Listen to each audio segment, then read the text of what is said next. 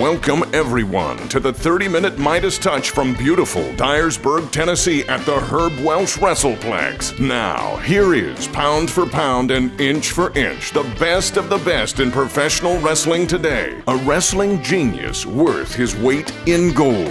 The Golden Boy, Greg Anthony. Welcome, one and all, to the 7th episode of the 30-minute Midas Touch.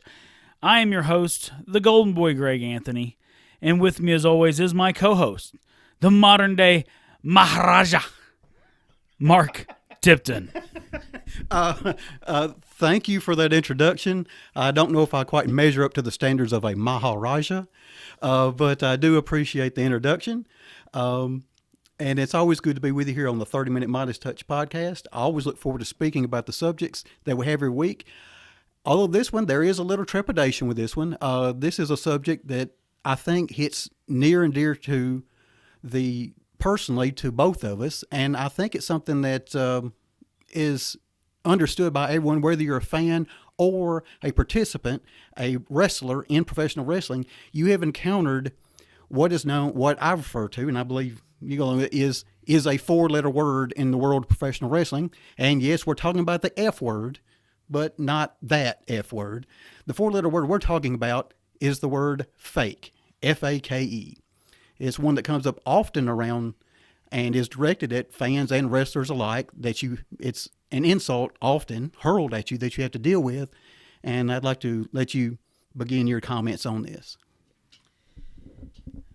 Yeah, absolutely. I mean, the word fake has been, it's just one of those things that it comes with the territory. But it does incite a very strong emotion within wrestlers and wrestling fans. And it's because fake is a derogatory term. It is, anytime it's used when describing professional wrestling, it is meant as an insult. It is meant to demean or to diminish whatever accomplishment, whatever athletic ability, whatever, entertainment value, whatever professional wrestling has to offer. It is meant to hurt professional wrestling. Of course, being a professional wrestler for 20 years, I get it quite a bit. Oh, you do that fake stuff, or you're a fake professional wrestler, or whatever it may be. And you have to learn how to deal with that in a professional manner, but at the same time, you have to learn to draw a line in the sand as well. Over the last, my entire career, I've kind of felt this way, but especially over the last, few years, I've definitely had a different outlook on this. But it's basically like, when someone says, that stuff's fake, right? And I usually come back with, fake to who? Is it fake money that I'm making? Is the pain that I endure fake? Is the fans who enjoy what we do, are they a figment of my imagination? You understand? I have a lot of problem with the word fake. I'm not a fake professional wrestler. I am a professional wrestler. And, you would never walk up to Robert De Niro and say, man, you're a really good fake actor. You know what I mean? You would never diminish his abilities or things like that. The skill set that it takes to be a great professional wrestler is a skill set that I've tried to hone for 20 years. And there's a lot of guys before me, and there'll be a lot of guys after me that have that same mentality. And to sit there and say that anything we do is fake, like I said, is a very it's a very disrespectful term, to say the least. All right. Well, I would like to address it a little bit more from a fan perspective, and I'll let you come out and let you see how you respond to what I'm coming at. Oftentimes, it's not that people often say, when they approach you, they think if you use that word, they think that is the word that aggravates you or the word that insults you. Now, from my perspective, strictly as a fan, what usually aggravates me more is the 3 words that tend to precede the word fake. Oftentimes when the subject of professional wrestling comes up, and the fact that I'm a long-time professional wrestling fan, is the 3 words that preceded are always, you do know that. You do know. And when they begin, you do know, what they are really doing is they're suggesting that you're not intelligent. They're questioning your, mental capacity that, hey, do you not understand? Because if you understood, then you wouldn't. And I was like, no, I do understand, but I do enjoy this art form, this sport, all the various terms you want to use to professional wrestling. I'm a fan of it, even though I do understand, and I don't appreciate having someone talk down to me, which is what they're really doing when they say, you do know, which is what I hear, and I'd like to see how you feel about that. Yes, absolutely. And, we spend a lot of time on here talking about suspension of disbelief. We're trying to make people believe in what we're doing every second. Now, does that mean that, we believe that everyone that attends a professional wrestling match understands that, everything's 100% legitimate the entire time? Of course not. We're looking for those visceral, knee-jerk emotional reactions. You understand? Where they, in that split second or whatever the moment may be, they forget that they're watching a wrestling event, and they're so enthralled with the love of this one person, the hate of this person, whatever it may be, that they have that belief. Suspension of disbelief, right? So when people, like you said, when people use the phrase, you do know that, it is, they're talking down to you. It's like, oh, well, I'm so intellectually superior to you, I can never be entertained by something like that. And, a really good friend of mine in Texas made a very a beautiful point about this not too long ago. He said that, if you watch the Olympics, you have gymnastics, you have figure skating, you have diving, you have all these things that everything that they do is 100% planned before they do it. Every routine they do, there's not a single movement in any of those routines that is off the cuff. Everything they do has been planned for months, sometimes years at a time, and no one dares call them fake because they understand the athletic and the dedication it takes to do those respective sports. Same thing with professional wrestling. It takes me, as a professional wrestling trainer, it takes me 6 months to a year to get someone ring ready for a match. You understand? So when you sit there and say that, oh, this is fake, no, the dedication to honing your craft, the dedication it takes to become a professional wrestler is anything but fake. It takes a lot of effort, and a lot of effort that most people don't even dare to try, because 9 out of 10 people that actually follow through and come train one day with me, 9 out of 10 of those people will never come back because they can't handle it. And to tell you the truth, I've said this before. The first time I ever took a bump in a wrestling ring, I thought, what the fuck have I gotten myself into? You know what I mean? Because it hurt. My family told me my whole life that wrestling was fake. You know what I mean? That, wrestling was fake. Hey, this is a show. Enjoy it. Blah blah blah. So when I got in a wrestling ring, I was thinking it was going to be like a trampoline. I thought it was going to be safe. I thought it was going to be cushiony. No, I took one bump and I was like, whoa, what have I done? You know what I mean? I didn't know if I was going to be able to continue past that day, but I did. And I'm sitting here and I'm glad that I did. But people forget about the hard work and dedication it takes to become a professional wrestler when they hurl this 4-letter word, this F word around, and they say that we're fake.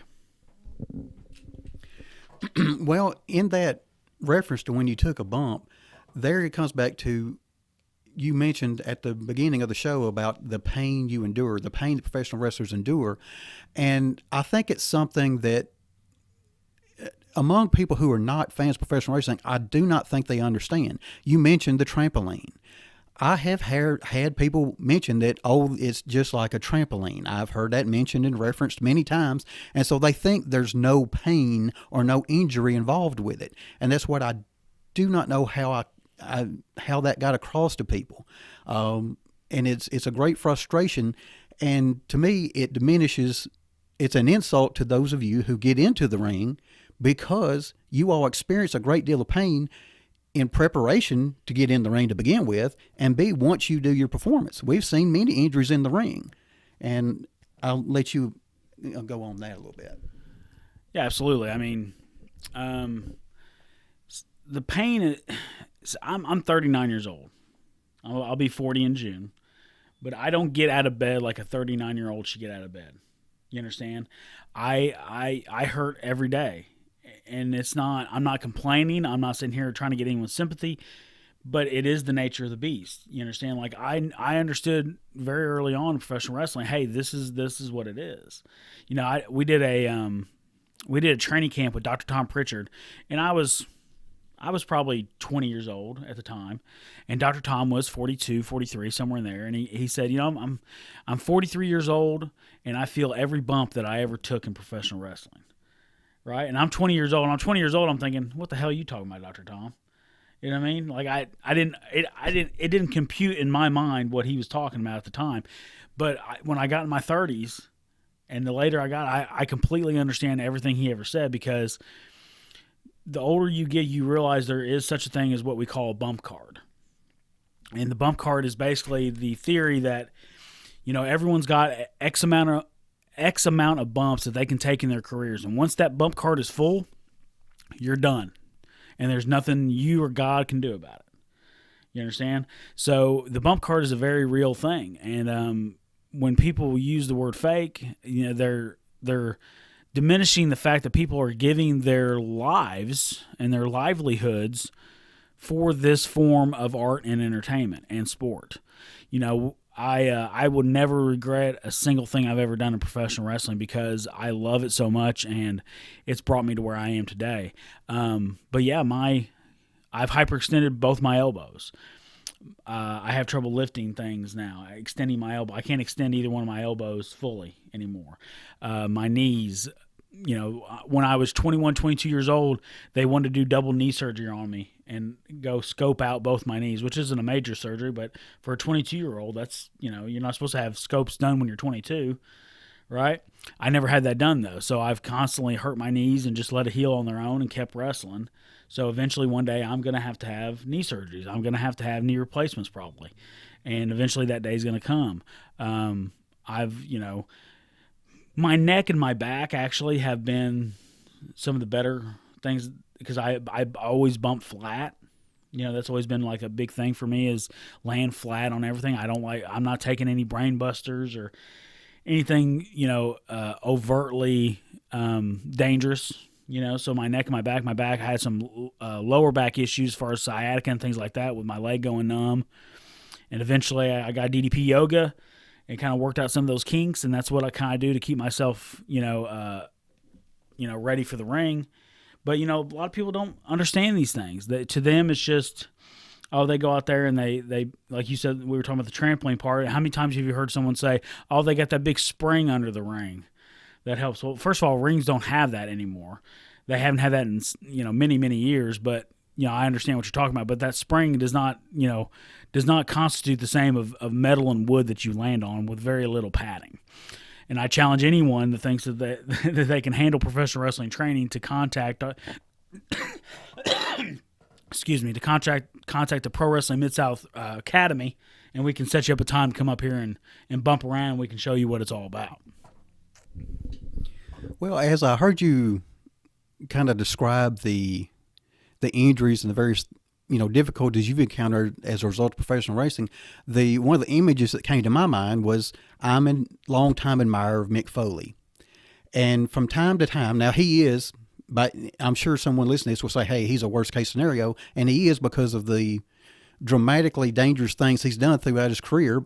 But he is someone who clearly loved professional wrestling and wanted to be a part of it, and he thought this is what he needed to do to succeed in it. But even when he makes appearances on television from time to time, watching the labored way in which he walks to the ring, it is somewhat painful to watch. And occasionally I think, you know, my watching professional wrestling, my love of it, I encouraged him to endure this. He did it of his own free will, which I understand. But when you see the physical manifestation of the consequences of what he's done, it does give you a moment to pause. And would you like to comment on that? Yeah, absolutely. You know, the two matches that I credit and or blame with me becoming a professional wrestler are 1 Flair, Steamboat, 2 out of 3 falls from the Clash. That was the first time I remember as a kid actually saying out loud to other adults, saying, hey, I'm going to be a professional wrestler. I have to make people feel the way that those two just made me feel. The other match is Undertaker, Mankind, Hell in a Cell. And at that time, I was 17 years old when that happened. And when that happened, because I'd already had the thoughts of becoming a professional wrestler. When that happened, I saw what Mick Foley put his body through just to make the match good. You know what I mean? No, it was no more than that. Just he didn't want to stink up the joint with the Undertaker and Shawn Michaels that set the bar so high for a Hell in a Cell match. He didn't want to stink up the joint so bad that he was willing to do that to his body for the fans and for that match. If I was going to become a professional wrestler, then I was going to care as much as Mick Foley did. Obviously, that didn't mean I want to get thrown off a 20-foot structure. I don't want to do all the things he did, but I have to love professional wrestling in the amount that he did.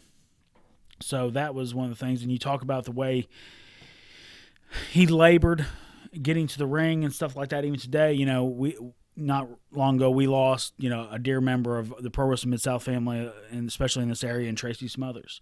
And Tracy Smothers was like that too. He had beat up his body so much that he had that visible limp and that visible way that he walked and stuff like that. And still he went out there and wrestled to the best of his ability up until the point he physically could not do it anymore with the cancer and things like that.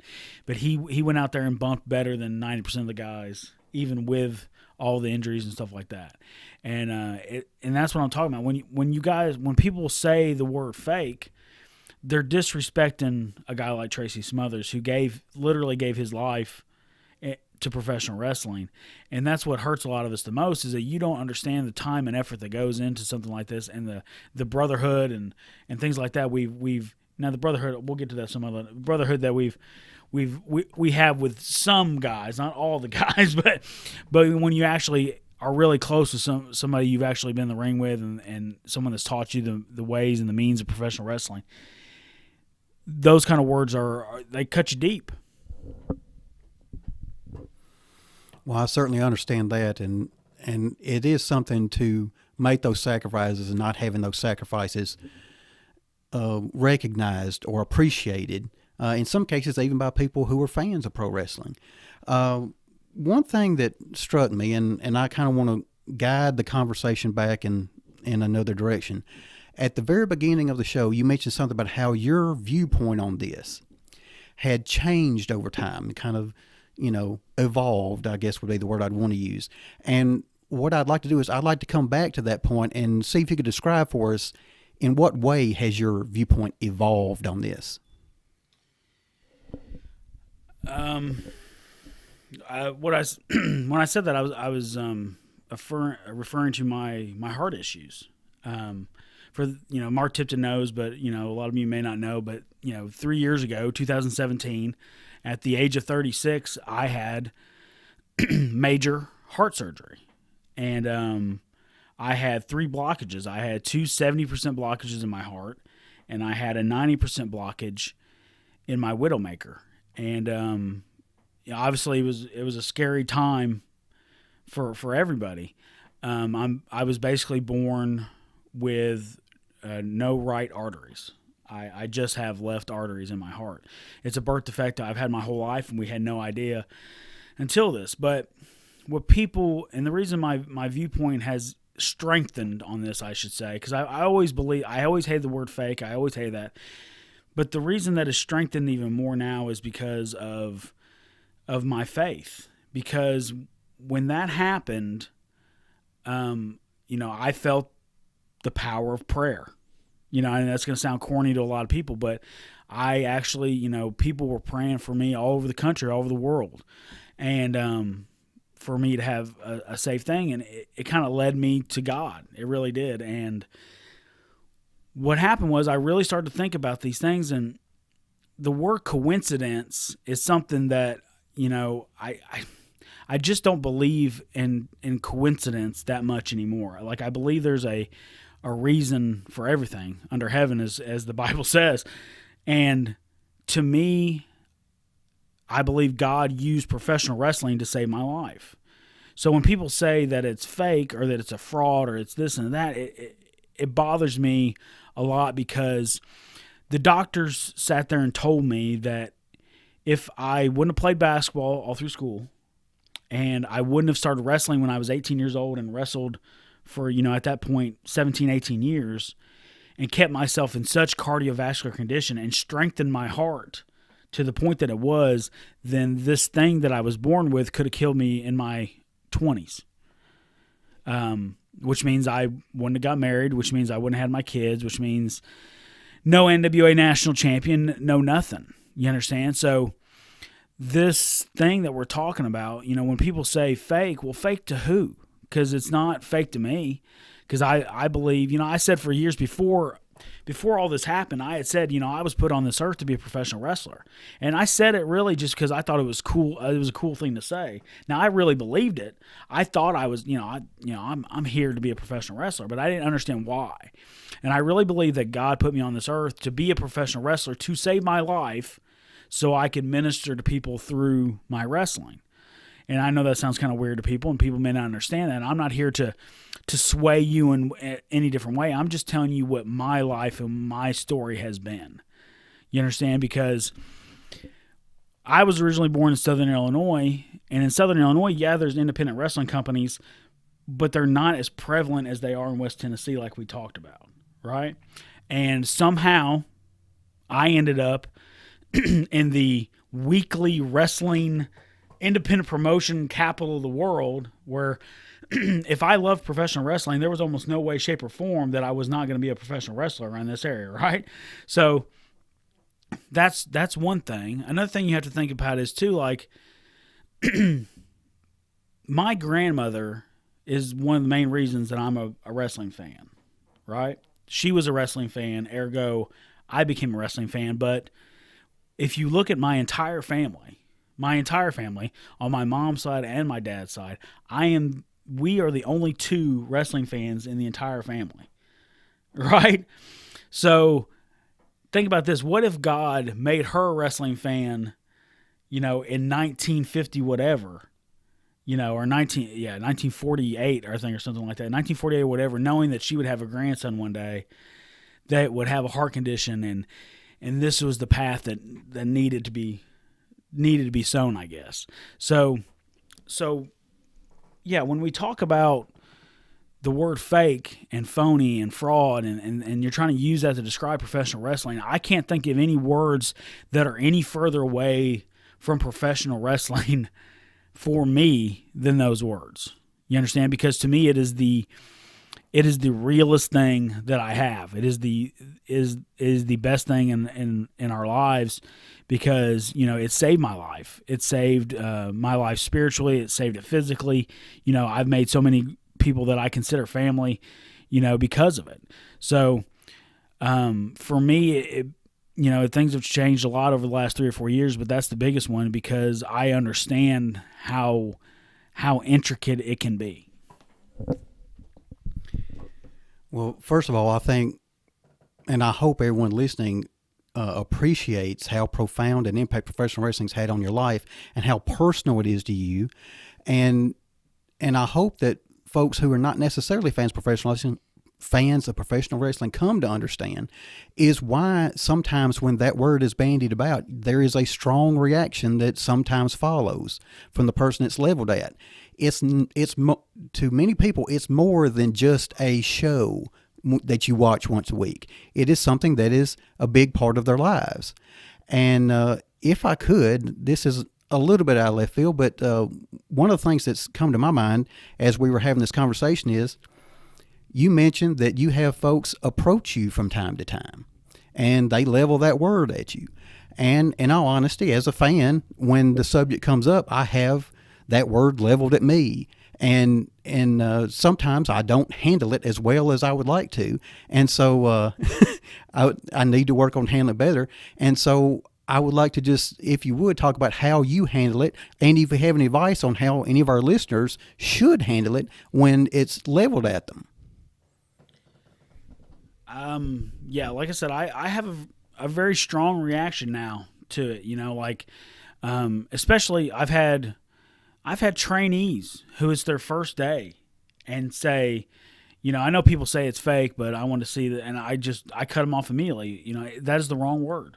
Never use that word ever again, because you're going to realize very, very quickly, very, very soon, how not fake it is. You understand? Like, people understand, like, I've played every sport. You understand? Like, I played sports all through school and stuff like that, and I played every sport, and wrestling is by far the toughest physical thing that I've ever done. When we get hit, unlike in football, we don't have pads, and we get hit just as hard in some instances than in football and things like that. So people need to realize that. So when people, especially one of my uncles, believe this or not, one of my uncles, I'm not very close with him, but I mean, we were talking one day back and forth, and he was talking about how much he loved the UFC, or he loved this, or he loved that, and he said, yeah, I like this UFC. I understand you do that fake wrestling stuff, and he wasn't meaning it as derogatory as he was saying it, but to me, it was the ultimate insult. And I let it go about 2 or 3 times, but the third time that he said fake wrestling in lieu of when he was talking about UFC and stuff like that, I just lost it, and I basically cussed him out, and we didn't talk for like a year. Like I said, we weren't close anyway, so it didn't really bother me that much. But I mean, it has to be, understood, especially, Bobby Eaton too. When I traveled with Bobby was very adamant. It's just rude. You know what I mean? You got to understand Bobby. That's how kind of Bobby looked at a lot of things sometimes. It's just rude. You know what I mean? Would you go up to anyone in any walk of life and tell them that their profession is fake, no matter what it is? You know what I mean? Like, it's just a rude way to handle yourself in general. And like, I'm thick-skinned. You know what I mean? It's not like I go cry in a corner every time someone says the word fake to me. But like, I get kind of hot now. It's like, yeah, come to train and see how fake it is. Let's see how good you do when you do 100 squat bumps, in one day. Let's see how well you can do 100 flatbacks like that. Let's see if your mouth can even form the word to say fake after you've done that many squat bumps. So, yeah, it's one of those things that like, and like I said, most of the time when people say it, I say fake to who, and they just kind of get flustered like the money's real, the fans are real, cartoons are fake, wrestling's real, you know what I mean? Like, what more do you want? I don't know how people can think this is an okay thing to say, especially to a professional wrestler, like someone that actually makes a living doing what they love.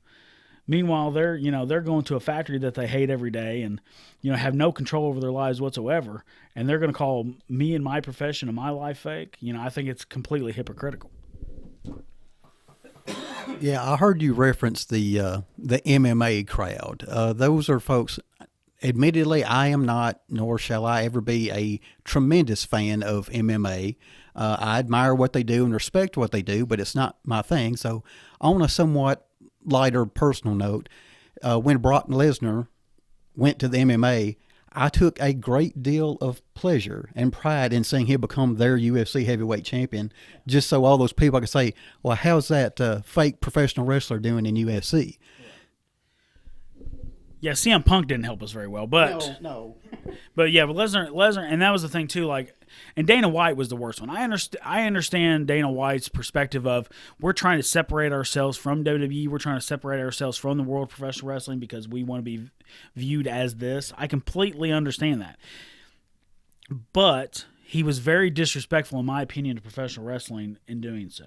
So every time he said, we're not WWE, we're not wrestling, we're this, we're that, and was completely, like I said, demoralizing to professional wrestling. Well, here's the thing. Brock Lesnar comes in. He loses his first MMA match, right? Brock Lesnar then wins his second MMA match. Brock Lesnar is 1-1.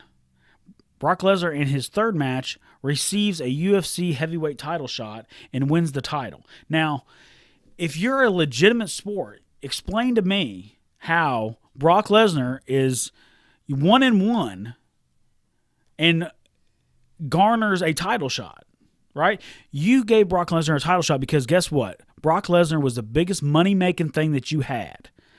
And that's what wrestling's all about too, right? Is putting the guy who's going to make you the most money on top. So that's what happened. So for all the, talk about from Dana White saying we're not this, we're not that, he does the same shit that professional wrestling does. So I don't want to hear anyone say, well, MMA this, MMA that. The fact is, like I said, I respect MMA and what they do and the world in which they create. But don't come at us with, oh, MMA is so much better. Well, it may be better to you, but it's not professional wrestling. You're saying that professional wrestlers can't go to MMA. I'm saying MMA guys can't come to professional wrestling either, because it's a completely different world. And to be successful in our world, you have to have much better than a right hook. You understand? So, I get heated about that kind of thing too. What about you, Mark? It gets under my skin tremendously every time I hear it, and I guess. Time is drawing near on this. So I guess one of the things that partially insults me and probably insults you more than it even does me is you mentioned the word legitimate. It almost implies when I hear people speaking to me and using the fake, it's almost as though professional wrestling is somehow underhanded. Right. And that insults me tremendously. Yeah, like we're pulling the wool over people's eyes to sell our product, and that's not what we're doing at all. We have, if you want to go legitimate for legitimate, there are so many legitimate athletes that have, graced professional wrestling the entire time. We could do a whole nother episode, which we probably will at some point. We can do a whole nother episode on just the legitimate athletes of professional wrestling and the accolades they have done inside the ring and in their amateur careers and things like that. But like Mark Tipton said, we have drawn near. We are past our 30-minute mark. Like I said, we will never be right on 30 minutes. We will be a little under, a little over. But either way, thank you everybody for joining us here on the 30-minute Midas Touch. I am the Golden Boy, Greg Anthony. For my co-host, the modern-day Maharaja, Mark Tipton, we are out. Thank you. Peace.